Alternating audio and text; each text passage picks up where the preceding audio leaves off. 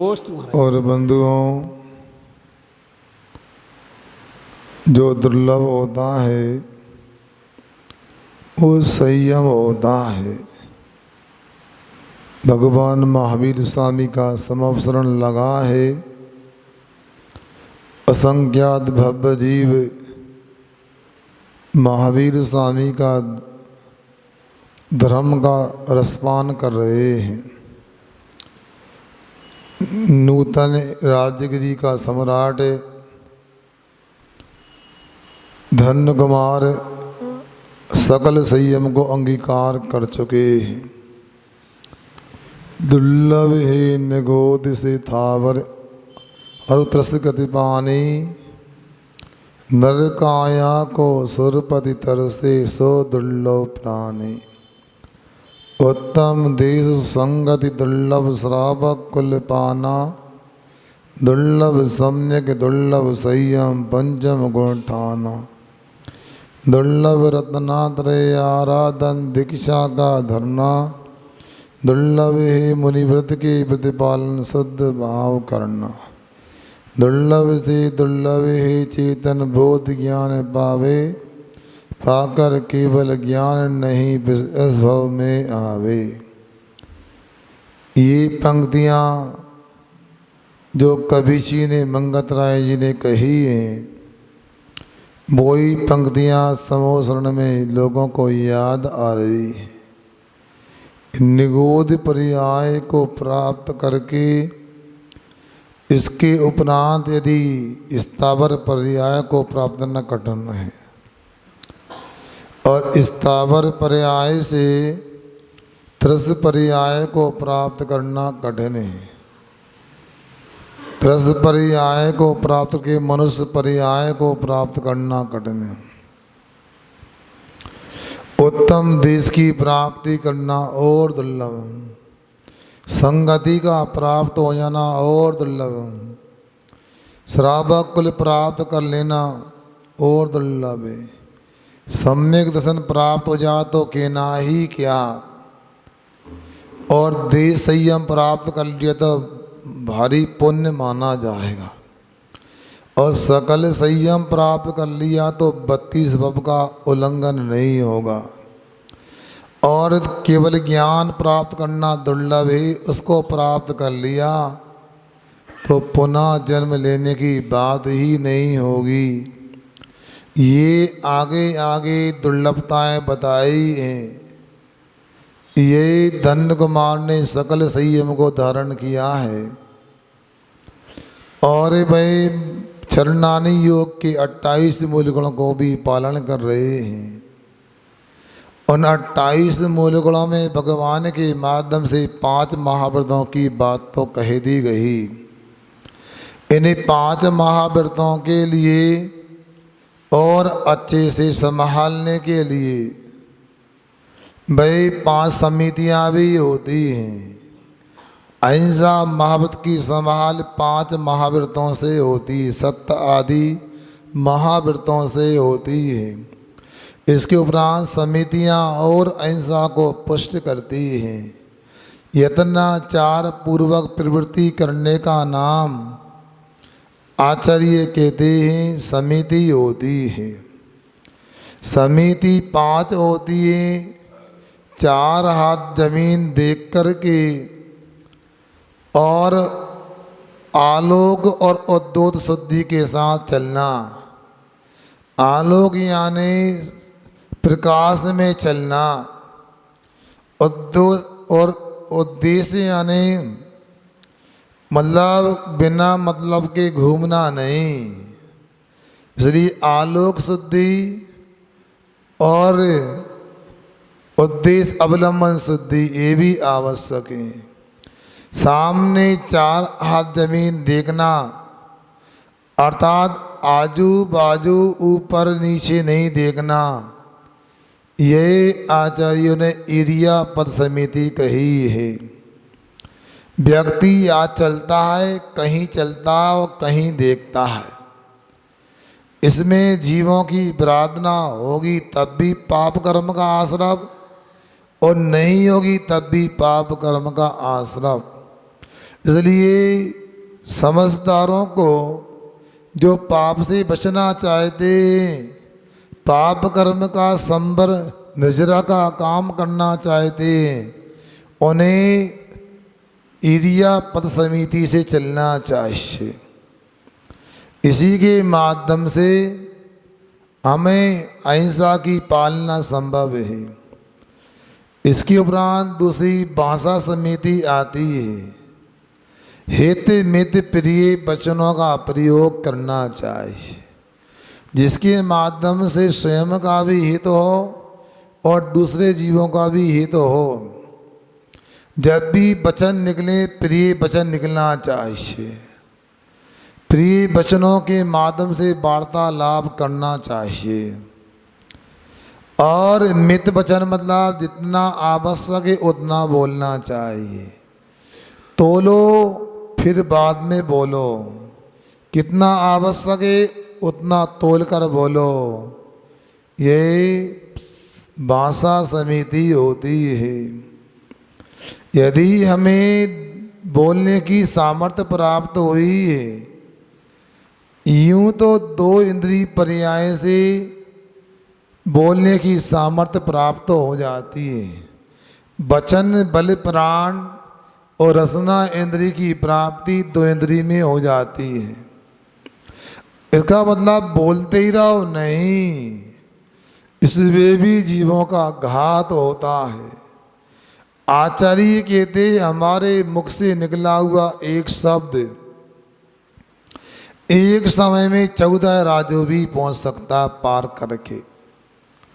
कितने लोगों को बाधा हो सकती है हम कुछ नहीं कह सकते हैं। रास्ते में इतनी दूरी में कितने जीव होंगे उनको बाधा पहुंच सकती है। इसलिए बोलो, किंतु भाषा समिति के साथ बोलो, आचार्य कहते हैं।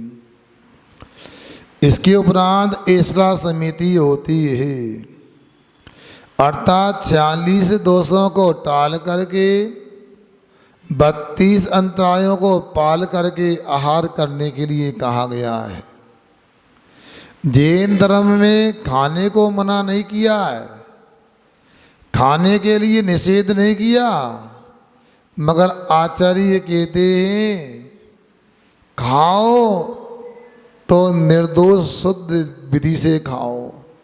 मुनिराज 46 दोषों को टाल करके आहार लेते हैं।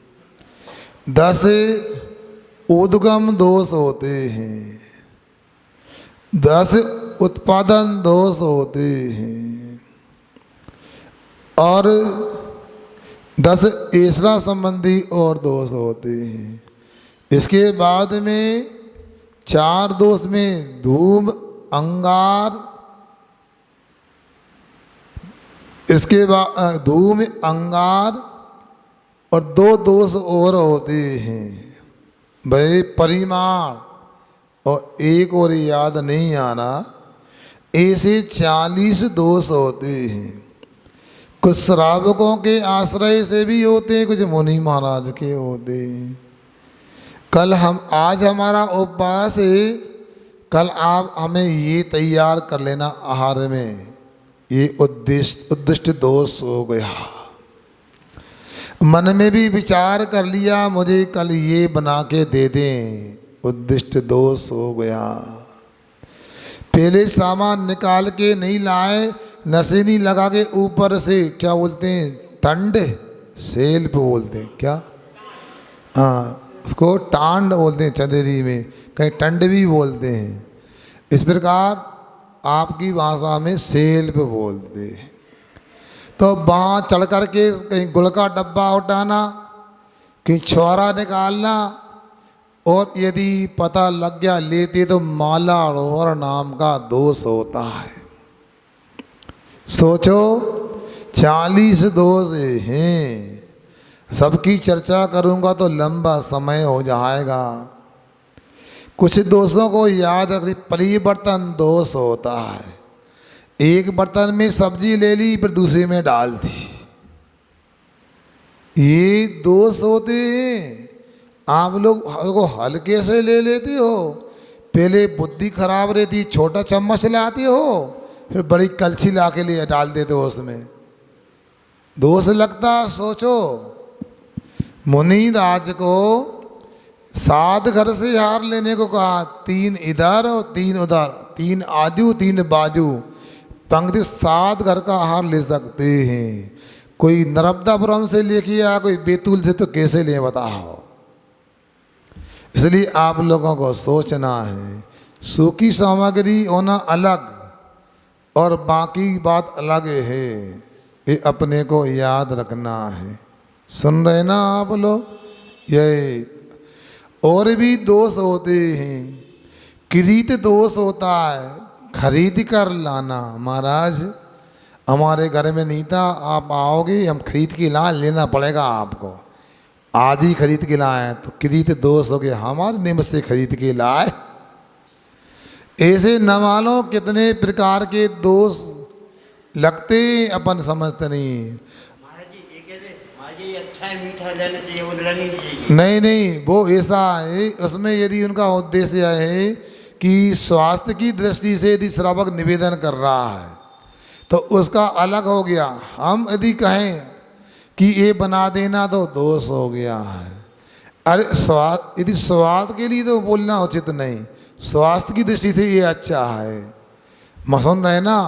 अब कोई हमको डायबिटीज है, करेला का रस है, महाराज इसको डायबिटीज कंट्रोल होती है, तो उसमें तो शराबा का विवेक गुण है, उसको लेने में बाधा नहीं। इसलिए ये हमारे 40 दोषों को टाल करके धूम अंगार दोषों को भी सुन लो, बात आ गई। अब मान लो अच्छा आहार नहीं मिला, अनुकूल नहीं मिला, पूरे श्रावकों के सामने धूम मचा दी, तुम ऐसा करते हो, जो पड़गाते क्यों, बस की नहीं है, कच्चा बनाया, ऐसा बनाया, नमक नहीं है, धूम दोष हो गया। यदि मान लो नहीं, क्या स्वादिष्ट बनाया भैया, ऐसा भोजन तो राजा महाराजाओं के यहाँ भी दुर्लभ है, गजब का स्वाद है भैया, वकील साहब ऐसा भोजन तो कभी किया नहीं, ये अंगार दोष हो गया। ऐसा है परिमाण दोष, भूख से ज़्यादा नहीं, भूख से कम भोजन करना क्यों कहा गया है। इस प्रकार से ये 40 दोषों को टाल करके 32 अंतरायों को पाल करके अनेक 32 प्रकार के दोष होते हैं। अब आप लोगों को ऐसा लगता है कि चलता, ऐसा नहीं चलता। वो तो क्या, छोटा कोई चम्मच हल्का सा गिर गया तो क्षमा तो हो जाती है, वो भी उचित नहीं। भजन संपात नाम का अंतराय गिर गया सामने, आप लोग हबड़ दबड़ करते तो कुछ भी करते हो। अरे सामान निकालने को 1 या 2 व्यक्ति को अंदर जाना चाहिए, मगर जितने लोग चौके में, पता लगा महाराज जी के पास कोई नहीं, सब अंदर। ये विवेक की कमी है। कभी भी कोई बर्तन गिर जाए, टकरा जाए तो अंतराय है। इस प्रकार से 32 अंतराय को पाल करके और 46 दोषों को टाल करके आहार की चर्या की जाती है। इसके बाद में आदान निक्षेपण समिति, मतलब वस्तु को ग्रहण करना है या रखना है, पहले अच्छे से अपनी आंखों से देखो, निहारो, फिर मार्जन करो, प्रतिलेखन करो। प्रतिलेखन के बाद उसको पिछी के माध्यम से फिर मार्जन करो। अब आपके पास फिर यदि पिछी नहीं है, आप वृत्ति बनना चाहते हैं, वृत्ति है, तो मुलायम कपड़ा रखो, उसके माध्यम यूँ करो, उसको धीरे से बैठना है, कुछ करना है। ये आदान निक्षेपण समिति होती है। अब मैं क्या देखता रहता हूँ, एक दिन मैंने देखा ऊपर योग कर रहा था, चटाई बिछी थी, बच्चे थे चटाई के ऊपर, एक चींटी उसके अंदर घुस गई चटाई के। अब आपने ऊपर से पैर रख दिया तो मर जाएगी। इसलिए बड़ी सावधानी से अपने को काम करना है, लेते समय देते समय। अब इसमें बड़े लाभ मिलते हैं यदि आप आदान निक्षेपण समिति का पालन करते हैं, ऊपर टंड से सेल्फ से सामान हटा रहे हैं, और यदि मान लो सामान हटाया और डब्बे के आगे कोई ने 2 किलो का एक बांट रख दिया, पत्थर रख दिया, वो आपने ऐसे खींचा उसको, पहले क्या गिरेगा? किसके ऊपर? फिर क्या होगा? महाराज दिवाली आ रही थी, पहले होली आ गई, पिचकारी हो गई बता खून की, ऐसा हो जाता। अनर्थ हो सकता, मरण भी हो सकता है, मरे स्थान पे चोट लग जाए तो। इसलिए अपनी रक्षा भी होती है समिति के पालन करने से, और दूसरे जीवों की भी रक्षा होती है, ऐसा जानना चाहिए। सुन रहे आप? प्रतिष्ठापन समिति ये 5वीं समिति होती है। सुन रहे ना? नितिन भैया को आना होगा, अंदर ले आओ उनको। अरे अर्पित ले आओ उनको, सहयोग करके आना होगा तो। अब सुनो, फिर क्या हुआ? प्रतिष्ठापन समिति, उसको उच्चार प्रसरणम समिति भी बोलते हैं। मतलब मलमूत्र आदि का प्रासुग स्थान पर विसर्जन करना। आजकल सब मिलता है समाज में, आहार भी अच्छे से करा देते हैं आप लोग, रहने को बसती का भी तैयार हो जाती है, मगर प्रतिष्ठापन समिति का पालन करना तो कठिन है। बार बार लग रहा था इटारसी चतुर्मास यदि हुआ तो पता नहीं कहाँ क्या होगा। भगवान के भरोसे आ गए और भगवान ने कृपा कर दी, समिति का पालन हो रहा है यहाँ पर। क्योंकि प्रतिष्ठापन समिति के लिए 5 शर्तें रखी हैं। कौन सी? दूरे, गूढ़े, अवरोधे, निश्चिद्रे, प्रासुके, स्थाने, मलमूत्रादि क्षेपणम कुर्यात्। मतलब दूर स्थान पर जा कर के, जिसको बाधा न हो, नगर के बीच में नहीं। गूढ़े दिखाई न दे, एकांत स्थान में। अवरोधे, कोई का विरोध नहीं, यहाँ कैसे आ गए गंदगी करने। निश्चित छिद्र वगैरह ना हो, पानी जाएगा तो जीव उत्पन्न अंदर से होंगे तो मर जाएंगे। फिर आगे प्रासु के चीटी वगैरह नहीं होना चाहिए, घास वगैरह नहीं होना चाहिए। सुन रहे हैं आप लोग? ये सोचो, विचार करो, हम लोग क्या करते हैं। मुनि बनने पर अहिंसा धर्म का पूर्ण नीति से पालन हो सकता है, और मुनि बनने के बाद भी यदि नहीं हुआ तो क्या, गुरु महाराज की असीम कृपा है। इस बाब में तो ऋण चुका नहीं सकेंगे, अन्यथा कैसे पाप में सने थे। अनंत जीव रहते हैं उसमें, सोच कूप में बताओ, और वहाँ जा कर के कितना वहाँ दोष लगता है, सोच लो।